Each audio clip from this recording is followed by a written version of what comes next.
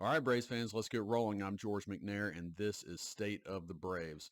Well, guys, it's been an interesting road trip. It didn't start out too well in Colorado, but Michael Harris has returned, and his return was felt immediately as he launched a grand slam into McCovey Cove in his very first at bat after coming back from a 2-month long stint on the IL. He had that grade 2 hamstring injury. Hamstrings are so tricky. When he first went down, I was just hoping sometimes you just tweak it a little bit and you're back in 5 days or so.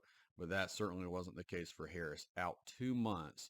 And of course, that was massive impact because you needed him after Ronald Acuna went down, and missing Michael Harris maybe I don't know if it's gotten lost, but I wonder if we have underappreciated maybe a little bit of how impactful that injury was, obviously in a negative way, for Harris to be out for 2 months. Offensively and defensively, he impacts this team in big ways. And I think we have already seen those positive returns as he has come back already. It could not have come at a better time for the Braves after that gutting loss to the Rockies. I don't want to talk about that series too much, but that loss to end that series, you're playing basically the team with the worst record in the National League. The bullpen completely imploded in that game in the eighth inning to turn an 8-2 win into a 9-8 loss. By the way, I'm not sure I've seen Luke Jackson since since that moment. So I wonder about his future in Atlanta. Unfortunately, because personally really like Luke Jackson, think he can make some. I talked about it. He's a great clubhouse guy, but man, he might not have it anymore. At least not this season. So all that being said, that 8-2 win turned into a 9-8 loss to the worst team in the National League to end that series. A series you really felt like the Braves really needed as they've been trying to bounce back from a pretty big downturn. Um, and I think they have bounced back since then. I mean, that's the good news, right? They bounced back to win 2 extra inning games against the Giants to set up Michael Harris's return. So, even though Jorge Soler went down with a hamstring strain of his own in the very game that Harris comes back from his hamstring injury, which, by the way, is like the most 2024 Braves thing I can think of happening. It's like, yeah, of course, that's how it works. You gain one guy back, the next guy gets injured. Um, doesn't look like Soler will be going on the injured list or that it's too big of a deal, we hope. But nonetheless, that game with Soler and Harris in the lineup provided a brief glimpse to me of what the lineup can be the rest of the way for the Braves. So Soler should be back by the time the Braves return to Atlanta and face off against the Phillies, which I don't even have to say it. I mean, it's just so obviously a huge series for the Braves. Maybe not even in relation to the National League East. I mean, if they were to sweep the Phillies, that maybe changes the math a little bit. But just win that series and really continue to be, feels like they're getting back on track, continue to move in a positive direction against what has been the best team in the National League this year. And with Soler at the top of the lineup, you're able to slide Harris down into the middle of the lineup, maybe hitting fifth or sixth, depending on if you're facing a righty or lefty. You finally feel like the Braves have guys in the middle of the order and a little further down in the order that can do some damage. Now you feel really good about your top six. Sometimes, depending on the lineup, even your top seven, you feel pretty good about in that lineup. Hopefully, we are totally done with Orlando RC hitting fifth. That was so depressing to me, and I don't want to see that ever again. He did go through a little bit of a surge and a hot streak, and I'll give him some credit for that, but that is not where you want your lineup. Orlando Arcia, a basically sub or below average offensive player hitting fifth for you.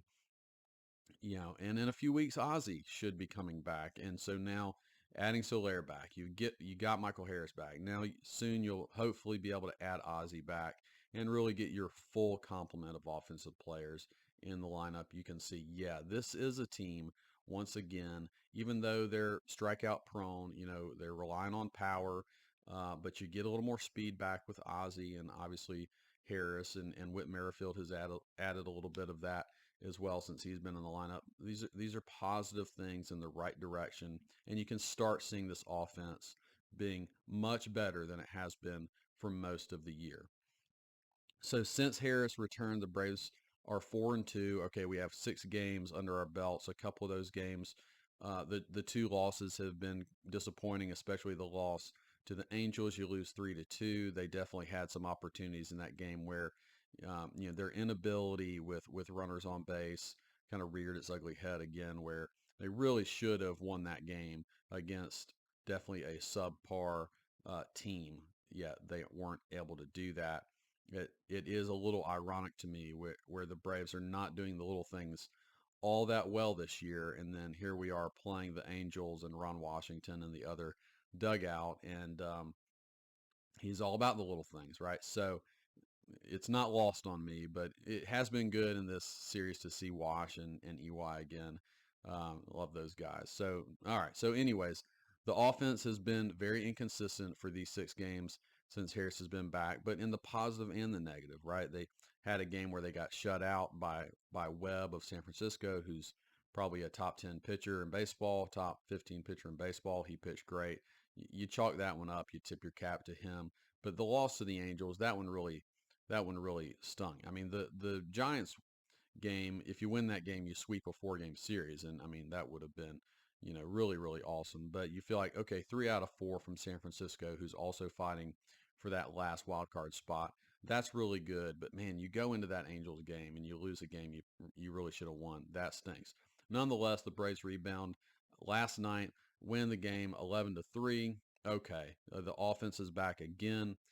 I wish we could spread out those runs a little more evenly and win more games that way, but of course that's not how baseball works. But yeah, 2 of these 6 games, the Braves have scored in double digits. You see on the high end the ability of this team, especially when the power is really working. But the inconsistency, I mean, this is how this team is built. The inconsistency is going to happen. An offense that is, reliant on power, but has serious strikeout potential too. Occasionally, those strikeouts are going to happen, and you're not impacting the baseball enough. But man, yeah, getting Michael Harris back is so refreshing. He's one of my favorite Braves, and not having him and Acuna, really, probably, what would you say, 2 of the 3 or 4 most exciting Braves um, when they're on the field. So having him back, just a dynamic player, it's really fun to see him play again. I know he wasn't playing great when he went down, but outside of Acuna, I feel like Michael Harris is the most dynamic position player on this team. And he's already shown flashes of that. I mean, of course, the Grand Slam, he's made some really good catches in center. He's not even having to dive. It's like you don't see him for 2 months, and you see other guys like Kelnick and, fill in the blank. Laureano's been out there a little bit in center field, and you see guys, the ball gets into the gap and then they have to chase it down to the wall and that sort of thing. And then you watch Harris, and he's tracking those balls down in the air without even having to dive. And you just see, oh yeah, that's what an elite defensive center fielder looks like. I almost forgot how good Michael Harris is defensively. So it's so good to have him back. Really does solidify your defensive outfield a lot more. Guys can get into their more natural positions, and it just makes you better. And, it does feel like the Braves have solidified their up the middle play just generally. I actually have really liked what Whit Merrifield has brought to this team. I always liked him when he was with the Royals, and I know he's a little further along in his career. He's 35. He might be in a little bit of decline, but I think he's a better player than what showed in Philly. I think he has the ability to be kind of a super utility guy, and they kind of used him in that role. And he wasn't getting playing time every day. He wasn't in his favorite position, which he has said is second base. So I think even just while Ozzy's out, right, just put him at second base, let him play every day in his favorite position. He's going to be comfortable and probably play at his best level. And he has played at a pretty good level. He hit a home run last night, his first home run with the Braves. I haven't looked up his average since he's been with the Braves, but it's definitely gone up. He was, I think, hitting 199 when he joined the Braves. and he's certainly hitting much better than that since he's been in Atlanta. So, he's going to play until Ozzie comes back, and then he's going to be a bench guy for you. But I think that was a sneaky good move by Anthopoulos to bring in Merrifield. But anyways, getting back to Harris, he has come back, and not only is he playing great in the outfield, he's hitting the ball really hard too. He's 6 of 19 in those 6 games back. That includes, of course, his grand slam. I think he has 6 RBIs total since he's been back. He's had at least one hit in every game, um, and and 3 hits in Saturday night's game. I think I did that math wrong because he definitely would have more than 6 hits, but 3 hits in last night's game against the Angels. That grand slam, just and you can tell when Michael is not quite on. I mean, that's how he was swinging when he got injured. He's hitting 250. That's really not Michael Harris. He's around a 280, 290, 300 kind of hitter. And that's what he looks like now that he's been back. And so that's really good that he's able to hit the ground running and be impactful offensively. With Soler being out these few games, he's had to move into the leadoff role and has been doing great there too. I mean, Harris, he's not a pure leadoff guy because he doesn't draw a ton of walks. So I do think he's much better in the 5 hole. Probably for this team, he's the 5 hole hitter. Um, when Acuna comes back, of course, that will change things even more. Maybe he slides down one more spot next year, but I think that's where Harris is at his best, not necessarily the top of the lineup. Even though he gives you speed, he's not. I don't know that. I mean, maybe that's his next progression is improving that on base. Um, but nonetheless, he can still just impact the ball so much. Real, massive power when he gets a hold of the ball. And so, man, it's just been great to have him back. So when Soler does come back, I do wonder if Ramon Laureano may actually get more of the play in right field. We've seen actually Soler was playing a little left field in San Francisco. That might just be, they might just determine where to play Soler depending on what ballpark they're in. In other words, where does he have to cover less ground and kind of shift it around that way. But Laureano, even though he's made a couple high-profile blunders like that play in New York where he whiffed on the on the fly ball and the Braves lose the game, that was such a bad moment. But he's actually, if you can remove a couple of bad plays in the outfield from your mind, and that one bad base running play where Kelenic tried to bunt him home, if you can remove those things in terms of just at the plate, Laureano has been really good for the Braves. In fact, he's been their best offensive outfielder since he joined the team. In 14 games in August, Laureano's hitting 333 with a 389 on base percentage, 636 slugging percentage. He's got 3 home runs just on this West Coast road trip alone. He hit one last night in the Braves blowout win against the Angels, and hitting the ball the other way. He hit an opposite field home run in San Francisco. The ball he hit out last night was right center field and actually just totally demolished. The dude has serious power, and he was playing really, really poorly when the Braves picked him up. I went through Laureano a little bit when the Braves got him. I mean, basically 3 years of not very good play from Laureano, but he was a very good player in Oakland for about a 3-year stretch before that. And so, he has gotten pretty good playing time since he's been with the Braves, mostly because of injury issues and poor performance from Duvall.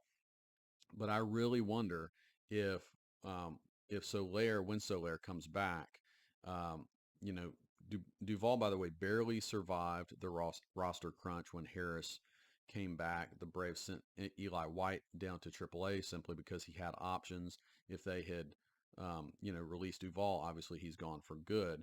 So they keep him on the roster probably just in case another injury were to happen. But Duvall's getting basically no playing time right now. And Kelnic's playing pretty much now just totally against righties. And he has plummeted. Ba- Kelnick basically is a zero WAR player for the last 2 months. He just has not hit. Um, Kelnick hit over 300 in June. Had a great month, and that's when I think we all were like, "Man, this guy really might be something." The Braves might have really got this correct when they went out and got Kelnick, but he hit 137 in July and has hit just 224 in August. He has only 4 home runs in these last 2 months combined. And so, Kelnick's drop in performance has certainly made me question his long-term future with the Braves. Maybe he bounces back in this last month and a half of the season, um, and reclaims some of that. But right now, he's not the best option in the outfield. He gives you a good defensive left field, but you need more than that. Right now, with this team, you need some offense. So, especially with the addition of Soler, I wonder if he might play left a little more often. Laureano is a legitimate right fielder defensively. He has a great arm, and he's hitting. And I think as long as Laureano's hitting, you play him.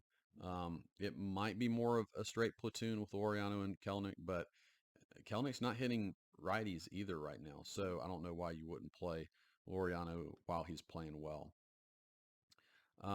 So we'll see. We'll see when Soler comes back how that all shakes out. I also want to highlight the good play of the Braves catchers on this road trip. Honestly, the Braves, in 2022 and 2023, since Murphy came to the Braves, the Braves have had, or sorry, 2022 before Murph came, and then 2023 last year. It's just been a really good performance from the Braves catchers. d'Arnaud was an all-star in 22. Murphy had that great first half last year before, some injuries and poor play from him in the second half. But they've been all-star caliber and really had the best catching situation of anyone in baseball. Of course, this year, just like pretty much everything else this season, didn't start off on the right track. Murphy gets hurt in the very first game of the year. But d'Arnaud has been good. A little streaky, yes, but overall, really, really good offensively. Uh, and together, they both have been very good since the All-Star break. So definitely want to shout them out. But just on this road trip, which has only been 9 games, of course, they play today in Anaheim to finish out the road trip. But in 9 games, d'Arnaud and Murphy are combined 10 of 35. Now that's 285, which is really just fine for for any catching tandem across that time. But 3 home runs, 10 RBIs. Those stats don't tell the whole story. Murphy is having really, really good at bats, getting on base a lot. d'Arnaud, of course, has had some really crucial at bats, including that sac fly in that pitcher's duel with Sale and Chris Snell in San Francisco. So they've had some really really big moments, and as a whole, these two catchers have been really crucial for the Braves since the All-Star break. Murphy again has been really good offensively lately. In August, he has a 467 slugging percentage, some doubles, a couple home runs, a 371 on base percentage. He's hitting the ball hard, putting together really good at bats, and again getting on base. And when that's one thing I remember the first half of last year when he was really going good and his power was really playing more, as he was also not swinging at balls, right? I mean, he had a great eye at the plate, getting on base a ton, and I think he's gotten back to that a lot, and maybe just gotten healthy too. It's hard to miss so much time at the beginning of the season. You basically have to ramp up again. It's not like you get to go back to spring training or anything. He was just thrust back into it. So he is getting back into it. And then, of course, the Braves catching situation in general kind of fascinates me. Um, and it frustrates me and fascinates me. It is frustrating because the Braves it's almost like d'Arnaud and Murphy are too good for the catching situation the Braves have put them in, right? It's almost a 50-50 split. I think when they got Murphy, they envisioned it being more of a 60-40 split or even a 70-30 split with d'Arnaud getting some DH at bats. You'll remember at the time, um, Ozuna was coming off a terrible year. It looked like, um, these catchers might DH some. In fact, they were DHing some in that really bad month that Ozuna was having to begin last year. So I think it looked a lot different when the Braves got Murphy. And you could dive into that whole decision again, which I'm not going to do in this episode. Um, but right now it's kind of a 50-50 split time situation. Um, and they're almost too good for that. Like they both need more playing time, but it just doesn't. You can't create that obviously. And then at the same time, I don't know if you guys are aware of this, but Drake Baldwin down at AAA, catching prospect, is breaking down the door to get into the major leagues. He looks like a for real prospect, a for real major league catcher. I mean, pretty much ready to go. And so that's really interesting to me too. Um, a spot that the Braves are so strong in at the major league level, and here you have Drake Baldwin playing so well down in AAA. So I mean, he could, if they wanted to, Drake Baldwin could be the future catcher of the Atlanta Braves if they were ever willing to open the door for him and that opportunity as well. So every other team in baseball would love to have the Braves catching situation. Most teams are struggling mightily just to find one legitimate starting catcher, a guy who can catch well behind the plate, call a good game, frame pitches, throw out some runners, and actually hit the ball right. And the Braves really have three guys, but I think how they're playing those guys, it's almost like you need to make a choice. Who are you going to commit to long term? Now d'Arnaud is older, so you're not really going to commit to him long term, but you might want to keep him around in the short term. So it really comes down to, are you going to just lean into Murphy and let him play a little bit more, or or is Drake Baldwin the guy ultimately? How Alex will handle this position in the offseason, I think, is going to be one of the bigger offseason storylines. I don't want to dive too much into this because I want to focus on this season, but I brought it up. So, what will happen in the offseason? Could d'Arnaud retire? I've heard some people wonder about that. I find that really, really unlikely considering he's playing at such a high level. He's really bounced back in a big way this year because he didn't have a great offensive year last year. Murphy was more the offensive guy last year. So, but he's bounced back offensively, playing at a really high level on a good team. He loves his teammates. He's really valued in the clubhouse. So I find it unlikely that d'Arnaud is going to retire. I think he will be back next year.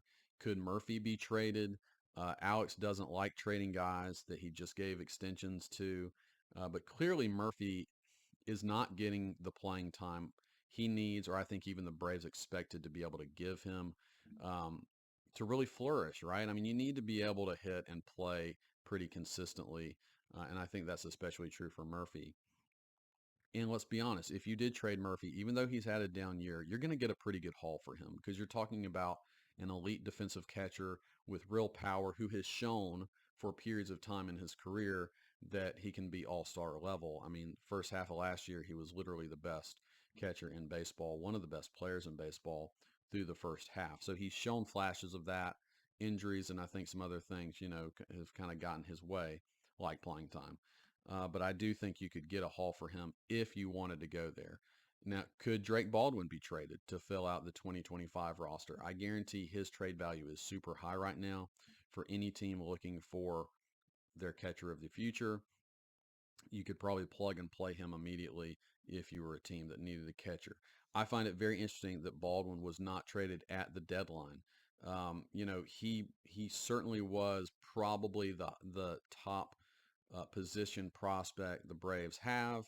Not probably, he is, and especially at such a needed position for so many teams.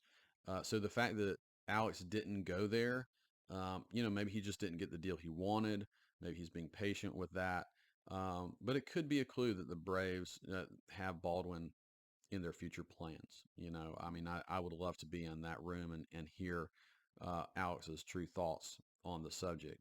Um, so I think Baldwin really should be in the Braves' plans. If you go back to my prospect episode I did in the offseason, I'm I haven't been able to see a ton of Baldwin, but the video I've seen of him and the the highlights and all those things, I really love his swing. I liked his swing before. There were questions, there were holes in his swing, that sort of thing. I liked it from the beginning, and he's just really come on this season and kind of proven the doubters completely wrong. He's hitting righties well. He hits from the left side of the plate, maybe shades of Brian McCann, but he hits from the left side of the plate. But he hits righties and lefties really well, and so that's something to be excited about. And he's a solid defensive catcher. Doesn't have the arm of a Sean Murphy, but solid defensively. not a guy that you have real concerns about. That he's an offensive only catcher. That's not him. He can handle behind the plate as well. So it's just a super interesting decision that the Braves are going to have to make. Obviously, if you trade Murphy, you get a little savings because you're going to have Drake Baldwin on a rookie contract, right? So they might want to get under the salary, not cap, but whatever it's called, the CBT, and play it that way, or use Baldwin to go out and get a pitcher. You might lose Max Fried. You're almost certainly going to lose Charlie Morton in the offseason. Maybe use Baldwin to go get a need in a different area. It's going to be really interesting to see how they play it. If it was me, um, I think the decision to get Murphy was a little flawed. I really like Sean Murphy. Like in a vacuum, I really like him. I wish he could play 70% of the time and really see what he could do, um, offensively and all those sorts of things. But that doesn't seem to be the reality.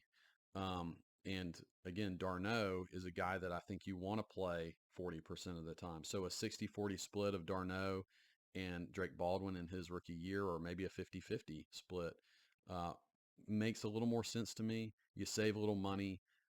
You could certainly get other assets by trading Murphy. So that's probably what I would do, but it's something that I think um, we can dive into a little more. I also, guys, next episode is probably going to be a prospect episode. I want to update you guys on my top 10 Braves prospects. Certainly, as you can tell, Drake Baldwin will be high on that list. Anyways, let's get back to the 2024 Braves. So, meanwhile, Chris Sale proves to be probably the co-MVP of the year for the Braves, along with Marcell Ozuna, who also, by the way, hit another 3-run bomb last night. That was really cool to see. Once again, he just keeps doing it. But Chris Sale was also on the mound last night and kept doing his thing. And it really looks like he's cruising to his first Cy Young Award. I don't want to jinx him or anything, but man, it does look good. He is the betting favorite. There's still a month and a half to go for Sale, but it sure looks like he might be separating himself from the field. Just with each good start he has, it just seems to be solidifying his case. Zach Wheeler and Paul Skeens are the two other guys. If you look at the betting lines and all that sort of thing, those are the two other guys that are kind of close to Sale, with maybe a realistic shot to catch Sale if he were to have, a blow up start or something. In my mind, if he doesn't have a blow up start, and he just keeps going along, like he did last night, 2 runs, what did he go, 6 innings? Um, he's going to win. He's going to win it. And especially if he, has some big games and big moments, helps the Braves make the playoffs. I really think Chris Sale is going to win the Cy Young. Now, Skeens has taken baseball by storm. And I mean, obviously, incredibly talented and certainly is going to be a Cy Young favorite for years to come if he stays healthy. But this year, he came up late. He has 40 less innings pitched than Chris Sale, while Sale actually has a better K rate, believe it or not, better K rate per nine, um, and the two have very similar whips. If Sale and Skeens were, had the exact same innings pitched, with all their other, peripheral numbers and all that, it would be a dead heat in terms of those two. I actually think Sale might still slightly have it. Of course, there's been a lot of hype around Skeens, so it's all hypothetical. But I think because of the innings pitched thing, Skeens is not going to win it, even though he might be a top 3 guy. By the traditional metrics, so really it's between, in my mind, between Chris Sale and Zach Wheeler. So the traditional metrics, let's just go through those really quickly. Sale is 14-3. I believe he leads the National League in wins. 2.62 ERA with 187 strikeouts in 140 and 2/3 innings pitched. Wheeler is 12-5 with a 2.72 ERA and 162 strikeouts in 148 and 2/3 innings pitched. So he's got Sale by 8 innings pitched. That really shouldn't be a surprise with how the Braves kind of manipulated their starting rotation through much of the year. they basically saved Chris Sale about 8 innings. Was it all worth that? I don't know. I don't know the answer to that. But anyways, um, that being said, he's slightly got him in ERA. He's got him by quite a bit in strikeouts, especially strikeouts per 9 innings. Now, a few advanced metrics. Sale by Fangraphs WAR is already at a 5.2 FWAR. That's pretty remarkable. With we have a month and a half to go. Uh, he has a hunt in term again advanced metrics. This is by Baseball Savant. Sale is in the 100th percentile in pitcher run value, 98th percentile in expected ERA, 97th percentile in strikeout percentage, and 99th percentile in hard hit rate.